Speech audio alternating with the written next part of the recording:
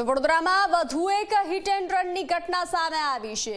બિલકેનાલ road પર car ચાલકે અકસ્માત સર્જ્યો હતો। અકસ્માતમાં 3 થી 4 લોકોને ઈજા પહોંચી હતી। લોકોએ કાર ચાલકનો ઘેરાવ કરી અને રોષ વ્યક્ત કર્યો હતો। લોકોનો રોષ જોતા કાર ચાલક ફરાર થયો હતો।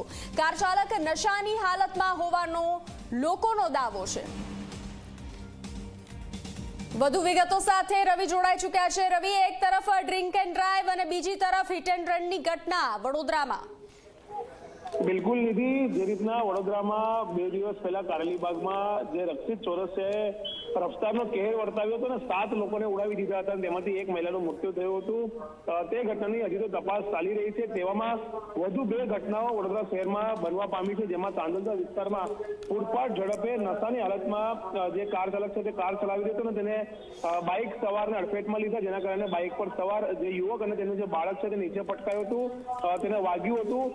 સ્થાનિક લોકોએ જે કાર ચાલક છે તેને પકડી પાડ્યો। તેની કારમાંથી દારૂની બોટલ મળી આવી છે ને અત્યારે જેપી પોલીસ સ્ટેશનમાં આખો મામલો પહોંચ્યો હતો। એવી જ બીજી ઘટના અટલાદરા બિલ કેનાલ રોડ પર બનવા પામી છે કે જ્યાં હિટ એન્ડ રનની ઘટના બની છે કે જેમાં કાર ચાલકે 3 થી 4 જેટલા રાહદારીઓને અડફેટે લીધા, તેઓ ઇજાગ્રસ્ત થયા છે।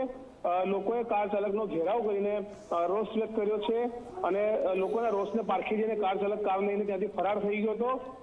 ત્યાંના સ્થાનિક નાગરિકોએ કાર ચાલકનો વિડીયો બનાવી લીધો છે અને તેને પણ વાયરલ કરવામાં આવ્યો છે। લોકોનો દાવો છે કે કાર ચાલક નશાની હાલતમાં હતો।